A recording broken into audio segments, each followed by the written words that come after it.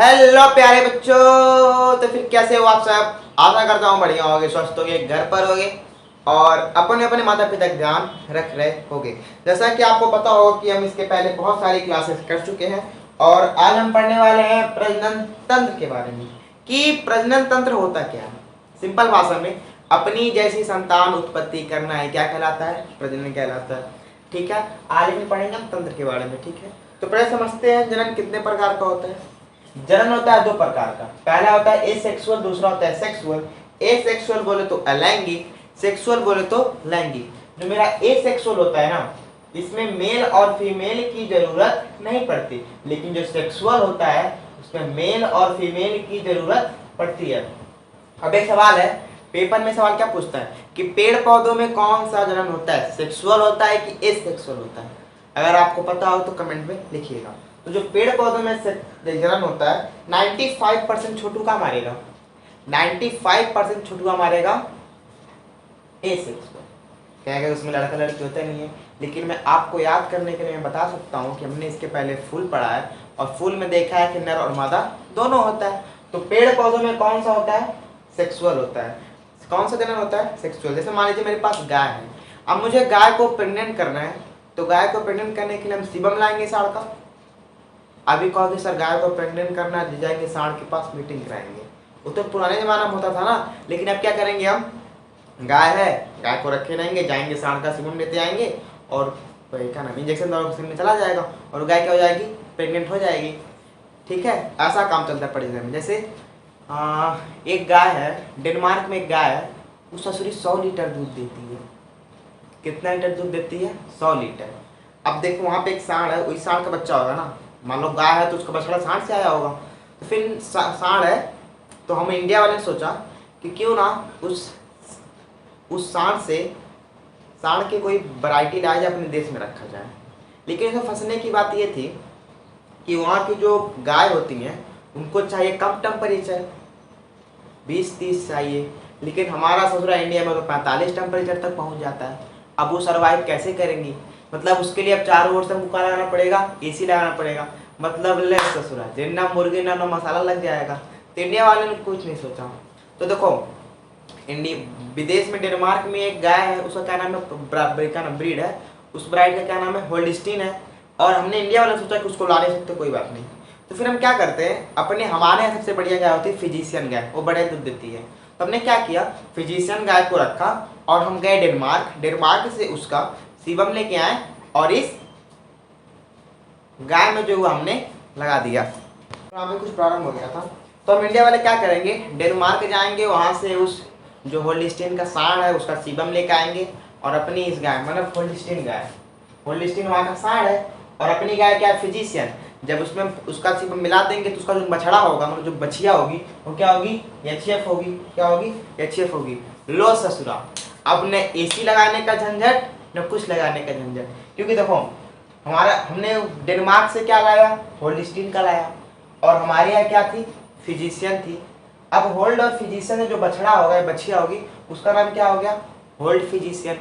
कैसे? देखो hold physician क्या देगा, होल्डस्टीन क्या देगी, दूध धक्का धक देगी, और फिजिशियन क्या होगी, वो उसे रोग से बचाएगी। तो जब यहाँ पे जब छुटुआ आता है ना, बोले तो कौन सी ब्रीड आती है, एचएफ। और जो एचएफ ब्रीड होती है ये कितना लीटर दूध देती है, 40 लीटर। लो अब हमारे इंडिया में कौन सी गाय पाती पता है, होल्डस्टीन फिजिशियन। तो हमारे इंडिया में सबसे ज्यादा दूध देने वाली गाय होल्डस्टीन फिजिशियन होती है। ठीक है, फिजिशियन का इसलिए सुना क्योंकि इसकी प्रतिरोधक क्षमता अच्छी होती है, मतलब बीमार नहीं पड़ती।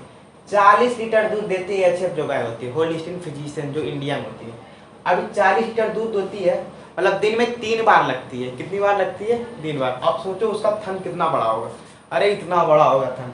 इसमें खासियत, अगर आप उसको धोएंगे नहीं दूध उसका परमानेंट चूने लगेगा। जो अच्छा ब्रीड की गाय होती है होल्डस्टीन फिजिशियन, जो इंडिया में 40 लीटर दूध देते हैं, अगर आप इसको नहीं दोगे उसका दूध ऐसे ही चूने लगेगा। ठीक है, तो पेपर में पूछता है कि इंडिया में कौन सी गाय पाई जाती है सबसे ज्यादा दूध देने वाली, होल्डस्टीन फिजिशियन। कौन सी गाय पाई जाती है, होल्डस्टीन फिजिशियन। इसमें किसी कोई डाउट? ठीक है, अब इसको मिटा देते हैं। अब यहाँ तक होने के बाद अब समझते हैं हम एसेक्सुअल, मतलब एसेक्सुअल अलैंगिक किस किस में होता है। जैसे अलैंगिक जनन 3 चीजों में होता है मेन। पहला विखंडन, दूसरा मुकुलन और तीसरा है कायिक जनन। ये सब जो जनन होता है इसमें कौन सा जनन होता है? अलैंगिक जनन। कौन सा जनन होता है? अलैंगिक जनन। जैसे विखंडन क्या होता है? मान लो विखंडन में शरीर रहेगा, बीच में से कोई कोशिका रहेगी, बीच में से पिचक जाएगी और पिचक जाने के बाद 2 भागों में बढ़ जाती है, तो उसे हम कौन सा जनन कहते हैं? विखंडन। कौन सा जनन कहते हैं? विखंडन। जैसे अमीबा, अमीबा पे कौन सा जनन होता है? विखंडन। मुकुलन माने, मुकुलन समझिए ऐसा कोई पौधा रहेगा, कुछ भी रहेगी, ऐसा रहेगा, हाइड्रा होता है। अब धीरे धीरे बढ़ते बढ़ते कट जाएगा और फिर से कटने के बाद एक नया पौधा बना लेगा, मतलब शरीर कटा फिर नया पौधा बना, उसे क्या करते हैं? मुकुलन, मतलब मुकुल द्वारा, जैसे होता है हाइड्रा। क्या होता है? हाइड्रा। और कायिक जनन तो जन्म करते हैं। कायिक जनन मतलब अनेक प्रकार, जैसे पाता से उग जाना, हिंत जनन। बात कायिक जनन में आता है ब्रायोफिल्म, ज्यादा जरूरी नहीं है तो छोड़िए इसको, छोड़े बायोफिल्म। अब आता है सेक्सुअल। सेक्सुअल भी 2 भागों में होता है। पहला एक होता है पेड़ पौधों में, इसमें पेड़ पौधों में, और जो पेड़ पौधों में सेक्सुअल होता है इसको हमने पढ़ा दिया है, पीडीएफ आपको प्लेलिस्ट में मिल जाएगा वीडियो। और दूसरा होता है मानव। तो सेक्सुअल मनोलैंगिक जनन 2 लोगों में होता है। एक होता है पेड़ पौधों, मानव बोले तो एनिमल में भी होता है, मतलब एनिमल माने मानव तो हो गया। तो सेक्सुअल मनोलैंगिक जनन 2 लोगों में होता है। अगर पेड़ पौधा है तो उसमें भी होगा लैंगिक जनन, और एनिमल या मानव है तो उसमें कौन सा होगा? लैंगिक जनन। हमने तो पेड़ पौधा पढ़ा दिया, आप उसको पीडीएफ में प्लेलिस्ट में जाकर देख सकते हैं। और हम पढ़ने वाले एनिमल के बारे में, ठीक है? इसमें से मार सकते हैं। तो फिर पहले हम समझते हैं मेल का, फिर समझेंगे फीमेल का। तो मेल का समझते हैं। मेल का प्रमुख जनन अंग कौन होता है? उसका मेल का टेस्टिस होता है। क्या होता है? टेस्टिस, ऐसे रहता है। मेल का प्रमुख जनन अंग कौन होता है? उसका टेस्टिस होता है। क्या होता है? टेस्टिस। अगर आपके पास टेस्टिस रहेगा तो आपको अट्रैक्शन होगा, लेकिन अगर आपके पास टेस्टिस नहीं रहेगा तो आपको अट्रैक्शन नहीं होगा। तो मेन मुद्दा जो मनुष्य का मेन चीज होता है टेस्टिस। टेस्टिस के बिना कोई भी काम नहीं हो सकता। अब टेस्टिस को हम हिंदी में बोलते हैं विर्सड। क्या बोलते हैं? विर्सड। क्या बोलते हैं? विर्सड। अब जो विर्सड होता है ना, इसकी सुरक्षा के लिए इसके बाहर ऐसे कुछ लगा रहता है, पदार्थ परत नुमा लगी रहती है। इस परत का नाम होता है इपिडिडमिस। क्या होता है? मतलब टेस्टिस की सुरक्षा कौन करता है? इपिडिडमिस। क्या करता है? टेस्टिस की क्या करता है? सुरक्षा करता है। तो टेस्टिस की सुरक्षा कौन करता है? इपिडिडमिस। कौन करता है? इपिडिडमिस। यहाँ तक कोई दिक्कत? मेल का प्रमुख जनन अंग कौन है? टेस्टिस। इसकी सुरक्षा कौन करता है? इपिडिडमिस। कौन करता है? इपिडिडमिस। आप समझते हैं कि टेस्टिस से क्या बनता है? जो टेस्टिस होता है ना, टेस्टिस से मानव का एकदम मेन चीज बनता है, जिसके बिना आदमी रह नहीं सकता। वो आदमी उसका नाम होता है, तीसरा जो होता है टेस्टोस्टेरोन। तो टेस्टिस से क्या बनता है? टेस्टोस्टेरोन। या इसको बोल सकते हैं मतलब मनुष्य में कौन सा हार्मोन निकलता है? टेस्टोस्टेरोन। और ये टेस्टोस्टेरोन होता है ना, ये किस वर्ष पे निकलता है? 12 ईयर्स में, 12 साल के बाद। जब 12 साल या 12 साल के बाद हो जाएंगे तो आपके जो टेस्टिस है यहाँ पे क्या बने लगेगा? टेस्टोस्टेरोन बने लगेगा। क्या बने लगेगा? टेस्टोस्टेरोन। और जब छुटुआ 12 साल का हो जाता है और उसके शरीर में टेस्टोस्टेरोन आने लगता है तो उसमें तरह तरह के परिवर्तन होते हैं, नया नया चीज आता है। जैसे ससुरा का आवाज जो होगा एकदम भाई भाई निकलेगा, आवाज क्या हो जाएगा? मोटा हो जाएगा। दूसरा, बकलोलवा की मोछ जामेगा। क्या जामेगा? मोछ जामने लगेगा। ठीक है। चौथा, आवाज मोटा, मोछ जामने लगेगा। शरीर पे उसके गहरा बाल आने लगेगा। क्या आने लगेगा? बाल आने लगेगा। और वो बकलोलवा होने लगेगा अट्रैक्शन। है सबसे बड़ी बीमारी। मतलब जब छुटुआ 12 साल का हो जाएगा तो उसके शरीर में क्या स्टार्ट हो जाएगा बनना?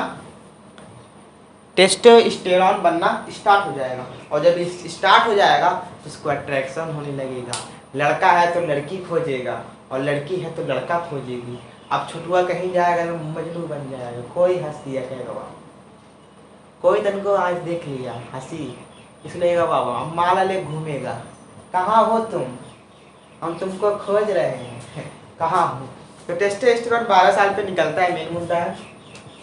इसके निकलने पे एक आदमी का, इसे बोलते हैं सेकेंडरी सेक्सुअल क्रिएटर प्रोक्रिएविटी, ठीक है, मतलब द्वितीयक जनन कुछ भी होता है, लेकिन सेक्सुअल सेकेंडरी बोलते हैं इसको, प्राइमरी दूसरा होता है। तो छोटुआ 12 साल का, उस शरीर में क्या बनेगा, टेस्टोस्टेरोन। तो टेस्टोस्टेरोन बनेगा तो उसमें क्या होगा, आवाज मोटा होगा, मोछ आएगा, गहरा बाल जमेगा शरीर पे, और मेन मुद्दा अट्रैक्शन। इसको छोटुआ कहता है कि हमको तुमसे प्यार हो गया है, ये कहता है ना, छोटुआ क्या कहता है कि आई लव यू, हम तुमसे बहुत प्यार करते हैं। ससुरा को अट्रैक्शन हुआ है, प्यार नहीं, ठीक है। तो पहला रीजन मारते हैं, टेस्टिस, दो होता है विट्सेट, इसकी सुरक्षा के लिए होता है एपिडिडमिस, जो इसकी सुरक्षा करता है। इससे एक हार्मोन निकलता है, उसे बोलते हैं टेस्टोस्टेरोन हार्मोन, जो 12 साल तक रहता है, हेन तेन परिवर्तन करता है, ठीक है। और टेस्टोस्टेरोन होता है, अब देखिए मतलब टेस्टोस्टेरोन होता है तो मनुष्य और मेल में क्या बनता है, हमारे टेस्टोस्टेरोन से क्या बनता है, शुक्राणु बनता है। क्या शुक्राणु, शुक्राणु बोले तो स्पर्म, क्या बनता है, स्पर्म। तो स्पर्म में बनता है, मतलब स्पर्म क्या करता है, आप जब मतलब आपको छोटू आएगा ना, इसी के साथ आएगा शुक्राणु से। जिसका शुक्राणु कम रहेगा उसको छोटुआ नहीं आएगा, जिसका ज्यादा है, मतलब शुक्राणु रहना जरूरी है। तो छोटू किसकी वजह से आता है, शुक्राणु की वजह से। किसकी वजह से, शुक्राणु वजह से। अब जब ये बनता है ना शुक्राणु, तो इसको मैक्सिमम 20 मिनट तक ही रहता है, मतलब इसका जीवन काल कितने मिनट तक होता है, 20 मिनट तक होता है। तो शुक्राणु का जीवन काल कितने मिनट तक होता है, 20 मिनट तक होता है। शुक्राणु का जीवन काल कितने मिनट तक होता है, 20 मिनट तक होता है। और देखो, और अगर किसी मनुष्य में 7 ml शुक्राणु बन रहा है तो ठीक है, मनुष्य तो छुटवा आएगा, लेकिन अगर 7 से कम बना तो भी दिक्कत, 7 से ज्यादा बना तो भी दिक्कत। तो मनुष्य के शरीर में शुक्राणु कितना बनना चाहिए, छुटवा नहीं करते 7 ml। इसीलिए आप किसी को देखते हैं कि सदिया हो जाने के बाद छुटवा नहीं आता, क्योंकि उसके शरीर में जो है शुक्राणु की मात्रा 7 ml से क्या है, कम है। ज्यादा हो गया तो खराब, कम हो गया तो खराब, मेन मुद्दा उसको 7 ml रहना चाहिए, ठीक है, क्या रहना चाहिए, 7 ml। अब देखिए आपको मैं बता सकता हूँ, इसका एक और पढ़ते हैं। अब देखो, टेस्टिस के ऊपर ये 2 नसें गई हैं, इस नसे को हम क्या बोलते हैं, इस नस को हम क्या बोलते हैं, इस नस को हम बोलते हैं वैस डिफरेंस। क्या बोलते हैं, वैस डिफरेंस। क्या बोलते हैं, वैस डिफरेंस नस। तो टेस्टिस के ऊपर एक नस लगी रहती है, इस नस को हम क्या बोलते हैं, वैस डिफरेंस। यही नसा जो होती है शुक्राणु को कहाँ ले जाती है, पेनिस के पास, इसको क्या बोलते हैं, पेनिस। ये क्या है मेरा, पेनिस। तो यहाँ पे मेरा शुक्राणु बना, अब इस शुक्राणु को पेनिस के पास ले जाने का काम कौन करता है, नस। उस नस का काम क्या है, वैस डिफरेंस। कौन करता है उसको ले जाने का काम, वैस डिफरेंस। अब देखो, यहाँ शुक्राणु यहाँ तक आया, और यहाँ पे आने के बाद फिर शुक्राणु किस में आ जाएगा, 6वां अंग है इसका, पेनिस। क्या है, पेनिस। पेनिस बोले तो शिश्न। शिश्न की सहायता से जो हमारा शुक्राणु है वो मादा के जनन अंग में जाता है। तो किसकी सहायता से, मनुष्य का जो शुक्राणु है वो मादा के जननांग में जाता है, पेनिस की सहायता से, बोले तो शिश्न की सहायता से। अब इसके आगे बहुत सारे कारण हैं, तो अभी आप इसको स्क्रीनशॉट मारिए, फिर इसके आगे बढ़ते हैं, ठीक है।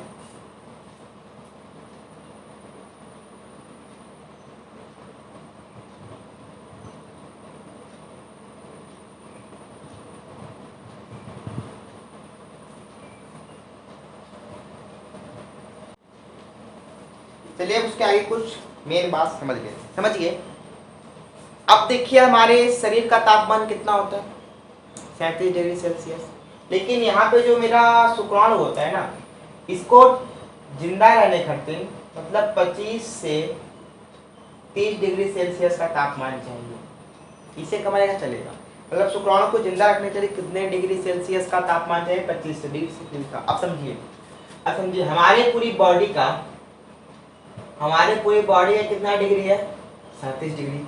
अब तो ससुरा भाई दिक्कत, शुक्राणु बनवे नहीं करेगा, क्योंकि उसको सरवाइव करने खातिर कितना चाहिए, 25 से 30, इससे कम हो जाए कोई दिक्कत नहीं। लेकिन ससुरा हमारा शरीर में कितना है, 37 डिग्री सेल्सियस। इसलिए भगवानों बड़ा होशियार था, उसको इस वाले अंग को उसने क्या किया, शरीर के पूरा क्या बना दिया, बाहर बना दिया। कहाँ बना दिया, बाहर बना दिया। मतलब जो मेरा यहाँ पे शुक्राणु होता है बोले तो स्पर्म होता है, इसको जीवित रखने खातिर हमको 25 से 30 डिग्री का सेल्सियस चाहिए, लेकिन ससुराल हमारे बॉडी का होता है इतना, इसलिए भगवान ने इसको क्या किया, शरीर से कहाँ बना दिया, बाहर बना दिया। कहाँ बना दिया, बाहर बना दिया। कोई दिक्कत कोई परेशानी, अब समझ गए बाहर क्यों बनाया। और समझ लीजिएगा कि पूरे शरीर के तापमान से जो हमारा टेस्टिस की जगह का तापमान होता है क्या होता है, कम होता है। क्या होता है, कम। क्योंकि वहाँ पे किसको हमको जिंदा रखना है, स्पर्म शुक्राणु। इसीलिए आपने सुना होगा डॉक्टर लोग क्या कहते हैं कि ज्यादा जींस टाइट मत पहनिएगा, ठीक है। जींस टाइट पहनेंगे तो गर्मी होगा ससुरा बहुत, शुक्राणु बनवा नहीं करेगा, इसलिए टाइट कपड़ा नहीं पहनना चाहिए, ठीक है। आप समझते हैं यहाँ पे कुछ कारण, जैसे मान समझ लीजिए नया चीज है, मेरे पास यहाँ पे क्या, मेरे पास 2 टेस्टिस है, ये क्या होगा, वैसा आ गया, मेरा कहाँ चला गया, पेनिस चला गया। और यहाँ मेरी किडनी है, कोई दिक्कत, यहाँ पे मेरी किडनी है, और किडनी से ये पेशाब वाली नस आएगी, इसमें आएगी नहीं आएगी। अब समझो, अब हमको यहाँ पे कुछ तो लगाना पड़ेगा कि ससुरा जब पेशाब आए तो पेशाब निकले, शुक्राणु न निकले, जब शुक्राणु निकले तो पेशाब न निकले। हाँ, इसके लिए यहाँ पे कुछ तो लगाना पड़ेगा। तो यहाँ पे भगवान ने क्या किया, यहाँ पे ग्लैंड लगा दी। क्या लगा दी, ग्लैंड। और उस ग्लैंड का नाम होता है प्रोस्टेट ग्लैंड। क्या होता है, प्रोस्टेट ग्लैंड। प्रोस्टेट ग्लैंड क्या लगा दी, प्रोस्टेट ग्लैंड लगा दी। अब देखो, जब आपका पेशाब निकलेगा शुक्राणु नहीं, जब शुक्राणु निकलेगा तो पेशाब नहीं। आपने सुना होगा कि कभी कभी रात में ससुरा सपना देखता है, फाल्ट मार जाता है, नाइट फॉल बीमारी बहुत फेमस है, नाइट फॉल। अब नाइट फॉल क्यों होता है, पता नाइट फॉल क्यों होता है, देखिए जब आपका प्रोस्टेट ग्लैंड कमजोर हो जाता है। कैसे कमजोर होता है, जब आप ज़्यादा मस्टरबेशन करने लगेंगे तो आपका प्रोस्टेट ग्लैंड क्या होने लगेगा, कमजोर होने लगेगा, जिससे आपको एक बीमारी होगी प्रोस्टेट कैंसर। और ससुरा सबसे ज़्यादा बीमारी यही होती है, प्रोस्टेट ग्लैंड कैंसर पुरुष में, ठीक है। जब ज़्यादा मस्टरबेशन आप करेंगे तो आपकी प्रोस्टेट ग्लैंड थोड़ी कमजोर हो जाएगी।